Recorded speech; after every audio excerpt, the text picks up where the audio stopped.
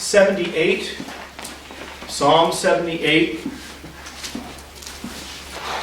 Lord willing, we'll complete our look at this psalm today. It's a little bit longer psalm, so it's taken us several weeks to get through it. But let's continue there at verse 59. Psalm 78, begin at verse 59. When God heard this, he was wroth and greatly abhorred Israel, so that he forsook the tabernacle of Shiloh, the tent which he placed among men, and delivered his strength into captivity and his glory into the enemy's hand. He gave his people over also unto the sword, and was wroth with his inheritance. The fire consumed their young men, and their maidens were not given to marriage. Their priests fell by the sword, and their widows made no lamentations. Now, the date of this forsaking, as it's called in verse 60, turns out to be about approximately 722 BC. And it's detailed for us in 2 Kings 17. If you go back there for a little bit, 2 Kings chapter 17.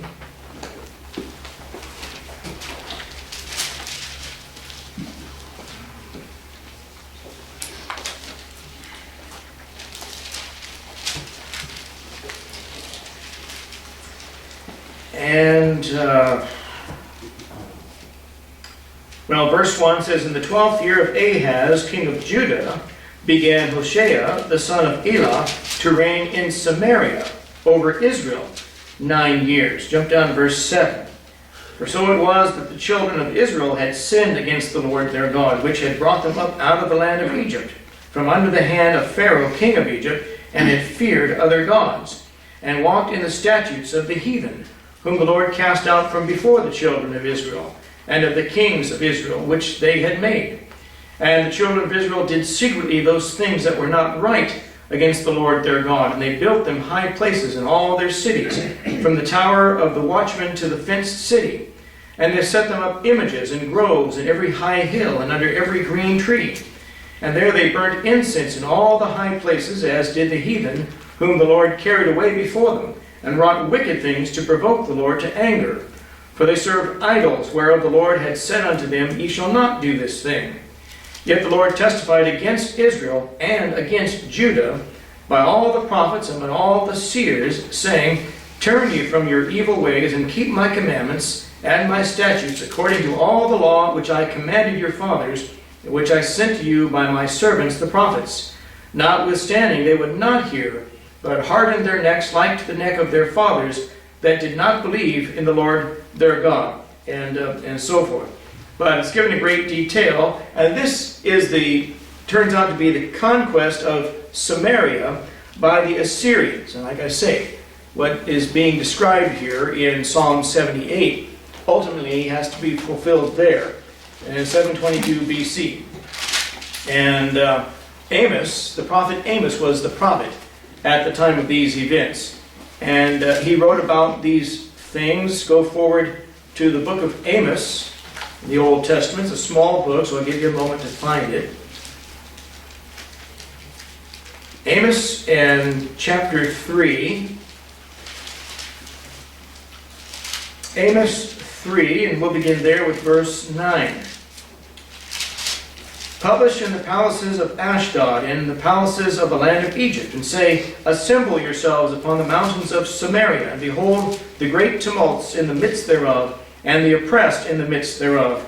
For they know not to do right, saith the Lord, who store up violence and robbery in their palaces.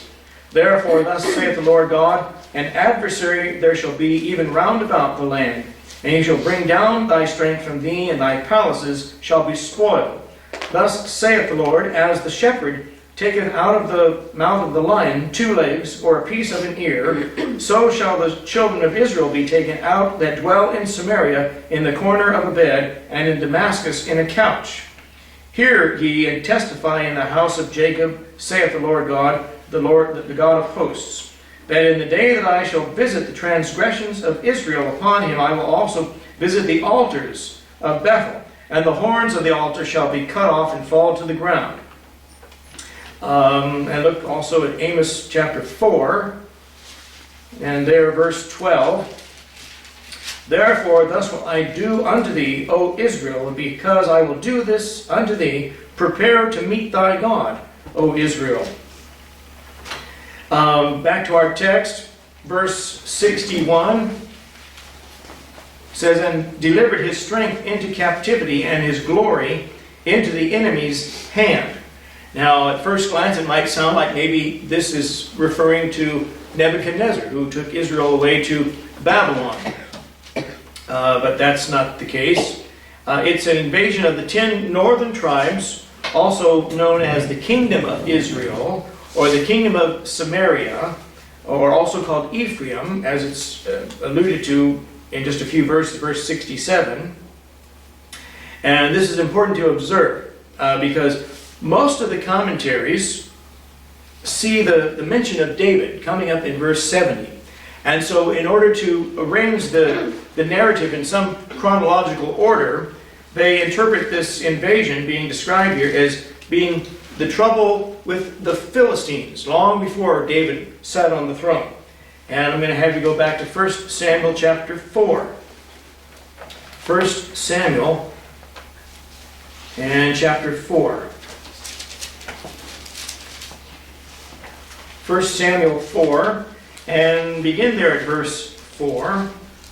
So the people sent to Shiloh, that they might bring from thence the ark of the covenant of the Lord of hosts, which dwelleth between the cherubims. And the 2 sons of Eli, Hophni and Phinehas, were there with the ark of the covenant of God. And when the ark of the covenant of the Lord came into the camp, all Israel shouted with a great shout, so that the earth rang again. And when the Philistines heard the noise of the shout, they said, What meaneth the noise of this great shout in the camp of the Hebrews? And they understood that the ark of the Lord was come into the camp. And the Philistines were afraid, for they said, God is come into the camp. And they said, Woe unto us, for there hath not been such a thing heretofore. Woe unto us, who shall deliver us out of the hand of these mighty gods? These are the gods that smote the Egyptians with all the plagues in the wilderness.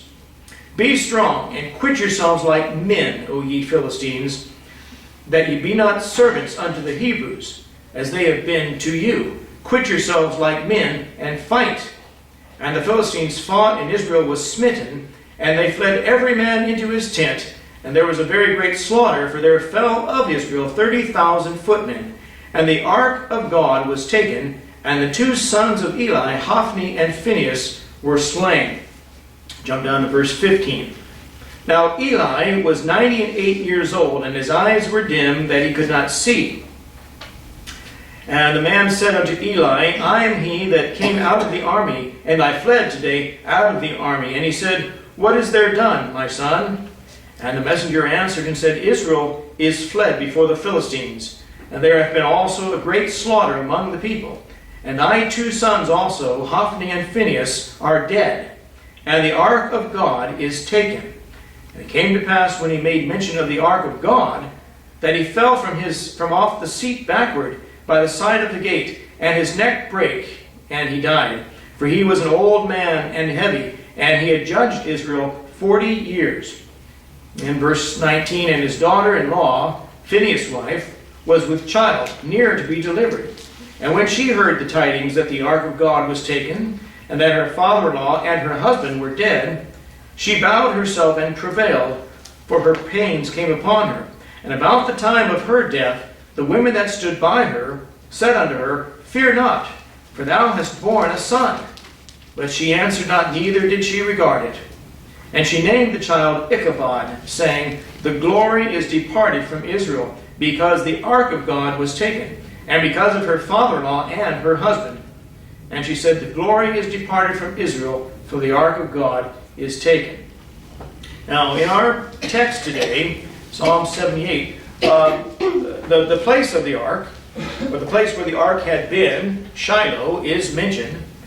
But in 722, by that time, it was no longer in the town or the place of Shiloh, but it's mentioned in our text, Psalm 78, verse 60. And our text mentions the priests being slain Only two priests, Hophni and Phinehas, are mentioned there in 1 Samuel 4, but it mentions the priests in verse 64 of our text. And in the text we just read, only one widow is mentioned, but our text today says widows, plural, so it's not a perfect match, but it does very similar. However, in 1 Samuel 4, the nation had not been divided into two separate kingdoms yet. That did not happen until David's great-grandson, Jeroboam. David and then Solomon and his son Rehoboam and then his son Jeroboam caused the people to resent him, and the kingdom ended up splitting into two kingdoms. 10 tribes to the north would be known as the kingdom of Israel, and the tribes to the south, the Levites and Judah and Benjamin, would be referred to as the kingdom of Judah. So the northern kingdom, referred to as Israel, did not exist yet in 1 Samuel 4. Rather than being relegated to the past before King David came along, as a lot of the commentators like to do, this text refers to an invasion which would come after the time of King David. Sennacherib was the king of Assyria, and he invaded the kingdom of Israel. And then after that, Nebuchadnezzar, from the king of Babylon, would invade Judah, until in time all of the tribes were dispersed and some taken away to Babylon to be captives for the next 70 years under Nebuchadnezzar. But those are both types, if you will, of the son of perdition, who will involve the world in global idolatry during the tribulation, and idolatry among many of the Jews when that time comes, but not all of the Jews. Look at our text today, Psalm 78, begin there at verse 65. Then the Lord awaked as one out of sleep, and like a mighty man that shouteth by reason of wine. God's not drinking wine, but it's an analogy. And he smote his enemies in the hinder parts. He put them to a perpetual reproach. Moreover, he refused the tabernacle of Joseph and chose not the tribe of Ephraim. That's what the northern kingdom was referred to as. But chose the tribe of Judah, the Mount Zion, which he loved. And he built his sanctuary like high palaces, like the earth which he hath established forever. He chose David also his servant, and took him from the sheepfolds. From following the ewes great with young, he brought him to feed Jacob his people, and Israel his inheritance. So he fed them according to the integrity of his heart, and guided them by the skillfulness of his hands. Verse 65 is a reference to the second advent. Then the Lord awaked as one out of sleep, and like a mighty man that shouteth by reason of wine. It's a reference to the glorious return of Jesus Christ, Revelation 19, when he comes back to reign over his kingdom for the next 1,000 years. Just when it seems like God has ignored Israel and let Israel get to their lowest point, he will come in on a white steed with the armies of heaven following him, now in magnificent, glorified form, of which you and I will be a part. Amen. And will then aid and assist our captain in vanquishing the man of sin and the false prophet. Both of them will be then bound into a bottomless pit, or into a bottomless pit for the next 1,000 years. And the Antichrist will be no more. And but at no time in those previous battles were Israel's enemies ever said to be put to a perpetual desolation, as verse 66 made reference to it. And he smote his enemies in the hinder parts. He put them to a perpetual reproach. And they were never put to a perpetual reproach in any of those previous battles, so that they feared to attack Israel again.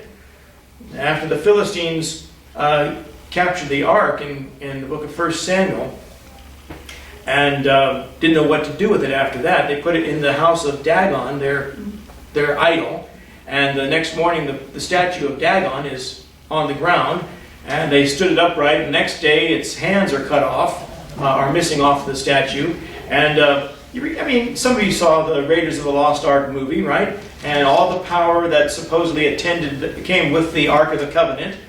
Well, when they took the Ark, and I don't think all of that's obviously Hollywood fiction and drama, but it was nevertheless the thing that inspired the armies of Israel to go out and fight against their enemies, was to have the Ark lead ahead of them. But because of the sin of the nation at that time, God would not fight for them against the Philistines. They took the ark, and when it gave them trouble and plagued them, and they've got emerods in their secret parts. That's an old way of saying hemorrhoids. They brought the ark back on a cart and led the oxen towards the camp of Israel, and the men of Israel and king came and took it and took possession of it again. But that didn't stop the Philistines from waging war against Israel at least 4 different times after that. So they weren't put to a perpetual reproach in those times. Yet it will happen under the reign of Jesus Christ. To think that it's hard for us to fully grasp the global authority that Jesus Christ will have over this planet. And I mentioned in a sermon recently, all the kingdoms of this world will belong to Him. Not just the kingdoms of men and the political kingdoms, the animal kingdoms and the plant kingdoms, the kingdoms of rocks and minerals and ore and iron and everything, and zinc and everything else that's mined out of the rocks and out of the ground. I mean, He will control every industry. And every person on the earth will be answerable and subject to His rule. And with hundreds of millions of saints then transformed in glorified form and receiving glorified bodies like the resurrected Son of God, spread out throughout the entire world, there won't be any place someone can go without walking into an image of Jesus Christ, just to keep a check on them. They won't be able to say, well, He's in Jerusalem, let's get away with it over here in Ecuador. There will be saints glorified all around this world, enforcing Christ's rule. And it's hard for us and for our imaginations to fully get the concept of Jesus Christ being a global king and if you want to call it a military dictatorship, an absolute monarchy, it will be in fact that under Jesus Christ. But verses 65 through 72, the last part of this chapter, they describe the return of the literal David as a prince. Ezekiel 34 and verses 23 and 24 say this, "And I will set up one shepherd over them, and he shall feed them, even my servant David. He shall feed them, and he shall be their shepherd. And I, the Lord, will be their God, and my servant David, a prince among them. I, the Lord, have spoken." Of course, Ezekiel wrote that many, many years after King David was dead and buried. And notice in verse 68 of our text, "But chose the tribe of Judah, the Mount Zion, which He loved." That phrase, the Mount Zion, which He loves, interesting too, because the first time the word love showed up in the Bible, it showed up in connection with the place of Abraham's sacrifice of his son. Genesis 22 verse 2. God said to Abram, "Take now thy son, thine only son Isaac, whom thou lovest, and get thee into the land of Moriah, and offer him there for a burnt offering upon one of the mountains, which I will tell thee of." And we discussed that last week when we were up there in verse 54. even to this mountain which his right hand had purchased. The same spot where Abraham once offered Isaac would later be the spot where King David would build a temple, or make plans to build a temple in his day. The house of Ornan, the Jebusite, would be a place where the temple would one day be built. Of course, that temple got knocked down, and then under Herod, another temple was built many, many years later. But that undoubtedly became the same spot where Christ's cross stood at Mount Calvary centuries later. I remember seeing a relief map of the entire world, and if they take all of the landmass around the world and they try to even it out and find the geographic center of all the landmass in the world, most of those maps pinpoint the spot of the pyramids in Egypt as being the geographic landmass of the world. And they survey all the continents, north, south, east, west. The geographic center of all the landmass, they say, is there in Egypt. But I tend to disagree with that, although I don't have any charts to prove my point.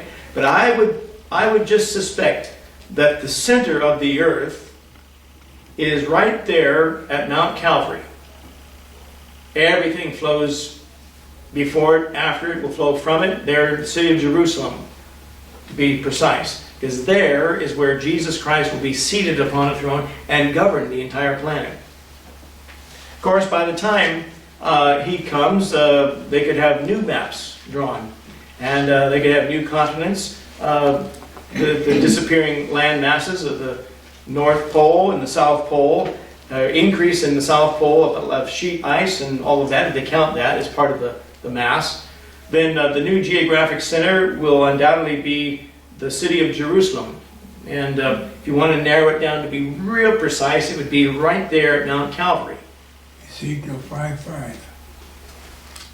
Ezekiel 5:5. Ezekiel 5:5, tell us that? Yep. Let's go over there.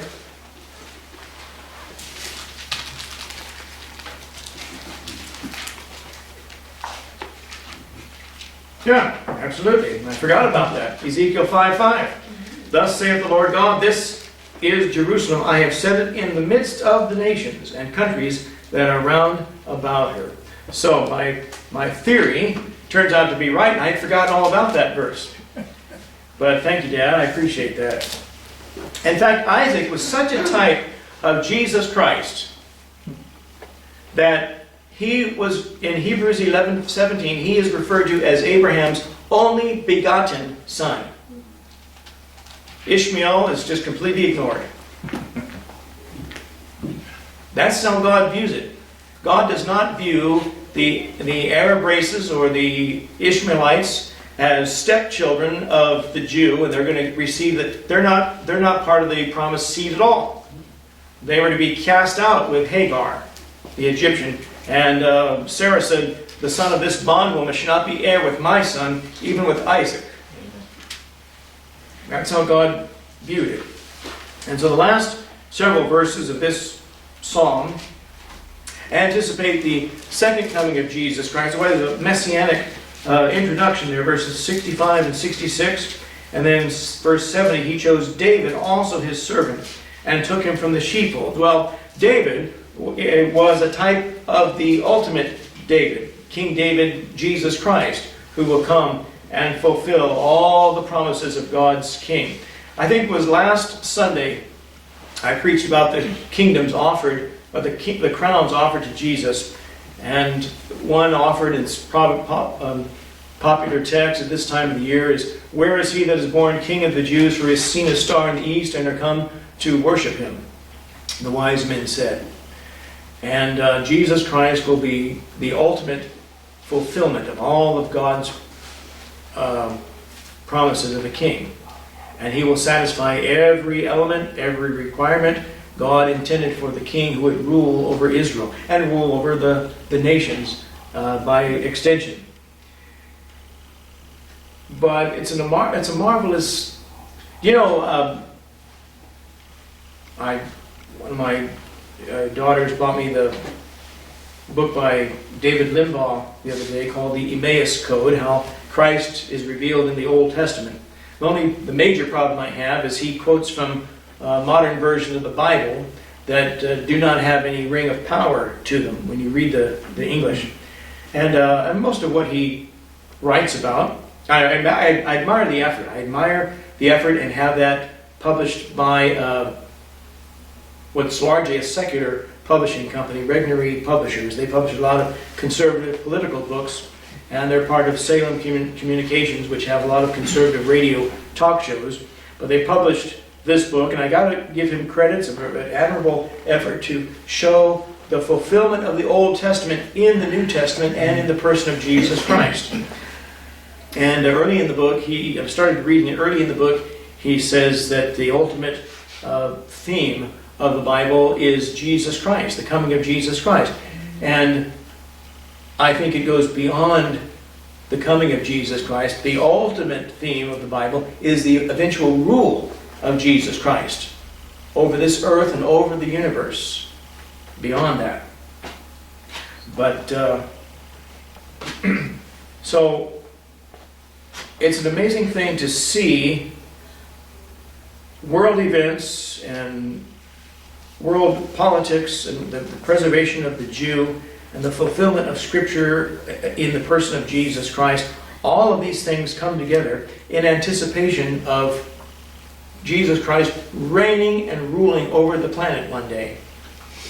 And he breaks down in that book the different books of the Bible, the different types of subject matter of the different books of the Bible. And most people relegate the book of Psalms to the poetic literature.